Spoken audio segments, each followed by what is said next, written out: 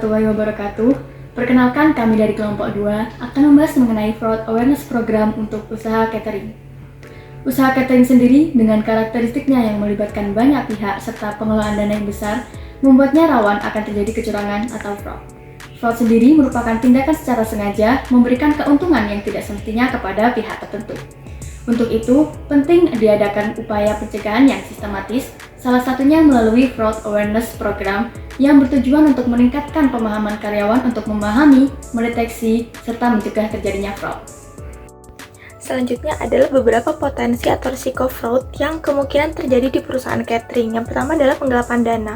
Nah, penggelapan dana ini berupa penyalahgunaan dana perusahaan untuk kepentingan pribadi. Nah, seperti penggelapan kas, terus juga bisa dengan penipuan faktur ataupun penipuan pembayaran. Nah, yang kedua adalah penipuan. Penipuan ini berupa manipulasi data dan informasi untuk keuntungan pribadi, seperti penipuan pengadaan, penipuan klaim asuransi, dan juga penipuan pelanggan. Yang ketiga adalah korupsi. Korupsi merupakan penyalahgunaan wewenang untuk kepentingan pribadi, seperti suap, nepotisme, dan juga konflik kepentingan. Nah, yang keempat adalah pencurian aset. Pencurian aset ini berupa pencurian bahan makanan, peralatan, serta uang tunai perusahaan, di mana itu untuk kepentingan pribadi gitu ya. Yang kelima adalah manipulasi persediaan. Manipulasi persediaan ini berupa pencurian gitu ya, di mana perusahaan catering kan pasti memiliki persediaan bahan makanan dan bahan baku yang penting. Nah, risiko fraud yang kemungkinan terjadi atau dapat muncul melalui manipulasi stok atau pencurian barang-barang tersebut untuk keuntungan pribadi. Nah, yang keenam itu adalah penyalahgunaan dana. Ini meliputi pencurian uang tunai, pengalihan pembayaran klien ke rekening pribadi, atau penggunaan dana perusahaan untuk tujuan pribadi. Yang ketujuh adalah pelanggaran kontrak. Nah, perusahaan catering mungkin terikat dengan kontrak, di mana terikatnya tuh dengan klien gitu ya. Nah, ada risiko fraud yang mungkin muncul jika si perusahaan ini tidak memenuhi kewajiban kontrak ataupun mengambil keuntungan dengan tidak mengikuti persyaratan yang telah disepakati sebelumnya. Nah, yang ketujuh adalah pelaporan keuangan yang tidak akurat. Risiko lain terkait dengan pencatatan transaksi secara tidak akurat ataupun manipulasi laporan keuangan untuk menyembunyikan kegiatan yang tidak sah. Nah, selanjutnya adalah fraud oleh karyawan. Nah, karyawan perusahaan catering mungkin saja gitu ya terlibat secara aktif gitu ya dalam bentuk penipuan, mulai dari mencuri uang tunai atau persediaan hingga mengatur penawaran palsu ataupun pembayaran palsu. Selanjutnya yang ke-10 adalah penipuan klien. Ada risiko bahwa klien bisa melakukan penipuan dengan tidak membayar tagihan, membuat klaim palsu untuk layanan yang tidak diberikan, atau meminta diskon secara tidak pantas. Selanjutnya adalah pelanggaran kesehatan dan keamanan. Kalau ngomongin tentang perusahaan catering, pasti juga ada standar perusahaan di mana terkait dengan kesehatan gitu ya, yang harus dipatuhi dan juga sangatlah ketat gitu ya. Risiko fraud yang mungkin timbul jika perusahaan tidak mematuhi aturan ini seperti menggunakan bahan berkualitas rendah ataupun memalsukan sertifikasi perusahaan tersebut gitu. Yang terakhir adalah penyalahgunaan informasi privasi. Nah, jika perusahaan menyimpan informasi pribadi klien ataupun karyawan, risiko fraud yang mungkin muncul melalui akses yang tidak sah atau penggunaan informasi tersebut untuk kepentingan pribadi.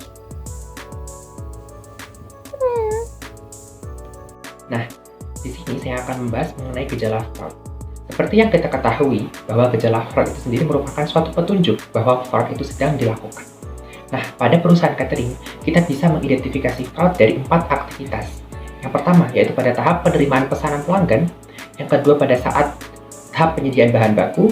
Kemudian yang ketiga, yaitu pada tahap penyelesaian pesanan.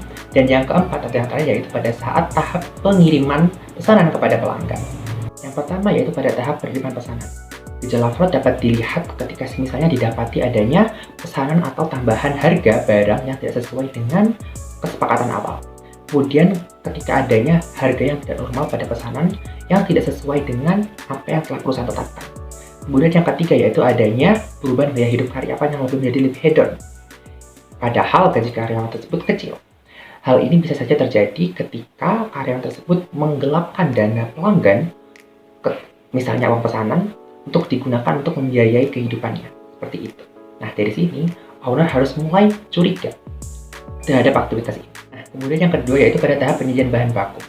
Nah, pada tahap yang kedua ini gejala fraud dapat dilihat ketika misalnya ditemukan ketidaksesuaian dari biaya bahan baku dengan biaya yang sesungguhnya.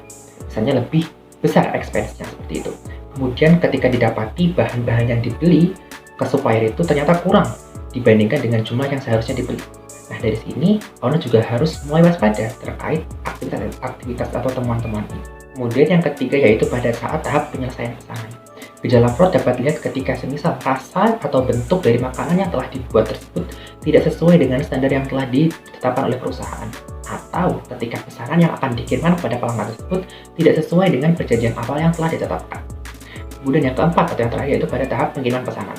Gejala fraud dapat dilihat ketika semisal ditemukan adanya tambahan tarif yang tidak sesuai dengan kesepakatan awal, atau semisal perusahaan mendapatkan komplain dari pelanggan terkait jumlah yang dikirimkan tersebut tidak sesuai dengan kontrak awal. Misalnya, jumlah yang dikirimkan seharusnya 600, tetapi yang dikirimkan hanya 500. Terdapat beberapa hal yang dapat dilakukan untuk mencegah terjadinya fraud di perusahaan jasa catering. Yang pertama, membuat kebijakan anti-fraud. Kebijakan ini dengan rinci menjelaskan definisi fraud, jenis-jenis fraud, serta sanksi tegas yang akan diberikan kepada karyawan yang terlibat di dalam fraud. Upaya yang kedua adalah menerapkan program edukasi fraud. Program ini memberikan edukasi kepada karyawan tentang bagaimana cara mengidentifikasi potensi-potensi serta gejala-gejala terjadinya fraud dan juga mekanisme untuk melaporkan fraud yang terjadi di dalam perusahaan. Upaya yang ketiga adalah membuat sistem kontrol internal yang kuat. Sistem kontrol internal dirancang untuk mencegah, mendeteksi, dan juga merespon fraud. Sistem kontrol internal yang dapat dilakukan di perusahaan catering diantaranya adalah melakukan pengecekan ulang dan juga konfirmasi setiap adanya transaksi. Kemudian melakukan pemisahan tugas karyawan dalam setiap proses bisnis, juga melakukan stock opname terhadap persediaan secara berkala. Upaya keempat yang dapat dilakukan adalah melakukan audit internal secara berkala. Audit internal ini harus dilakukan untuk meninjau efektivitas sistem kontrol internal dan juga mengidentifikasi potensi-potensi terjadinya fraud. Upaya yang kelima adalah membangun budaya perusahaan yang anti-fraud. Budaya perusahaan yang anti-fraud harus mendorong karyawan untuk melaporkan fraud dan juga tidak mentoleransi perilaku fraud. Hal ini juga dapat dilakukan dengan mengimplementasikan good corporate governance yang di dalamnya terkandung prinsip-prinsip kejujuran dan juga tanggung jawab setiap individu. Oke, yang selanjutnya kita akan bahas mengenai biaya program pencegahan fraud atau fraud awareness.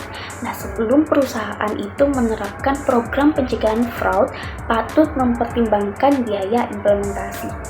Biaya implementasi itu merupakan biaya investasi awal atau biaya yang dikeluarkan untuk menerapkan program pencegahan fraud. Nah, di sini perusahaan catering menerapkan program pencegahan fraud dengan biaya estimasi selama 1 tahun. Yang pertama adalah pelatihan karyawan. Pelatihan karyawan ini biayanya diperuntukkan untuk melatih karyawan dalam menjalankan kegiatannya harus berdasarkan dengan standar operasional perusahaan. Mulai dari proses produksi, pembelian bahan baku, pemasaran, branding, dan lain-lain. Kemudian hardware, yang pertama ada komputer. Komputer merupakan bentuk fisik, benda fisik yang digunakan untuk menjalankan program pencegahan fraud. Kemudian ada server. Server merupakan perangkat komputer yang digunakan di dalam sebuah jaringan. Ibaratnya server itu yang berada dalam komputer.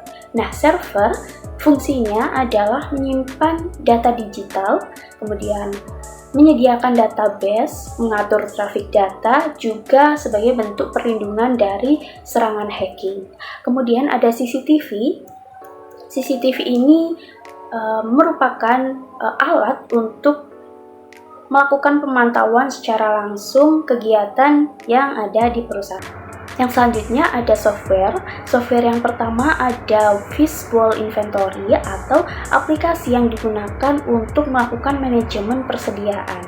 Tapi tidak hanya manajemen data dari stok barang saja, tapi juga dapat mendata atau mencatat dari segi pemasarannya. Kemudian software yang kedua adalah Mokapos. Mokapos ini merupakan software yang digunakan untuk memantau penjualan secara real time.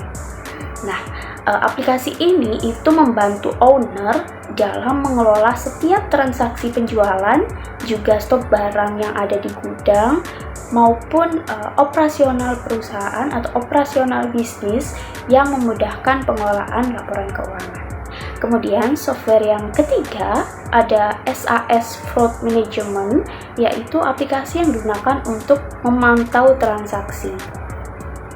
Kemudian ada software dengan nama Bitdefender yang digunakan untuk keamanan jaringan. Ibaratnya aplikasi ini digunakan untuk program antivirus, sehingga server atau yang di dalam komputer program pencegahan fraud itu dapat terlindungi dari bahaya cybercrime atau yang lain.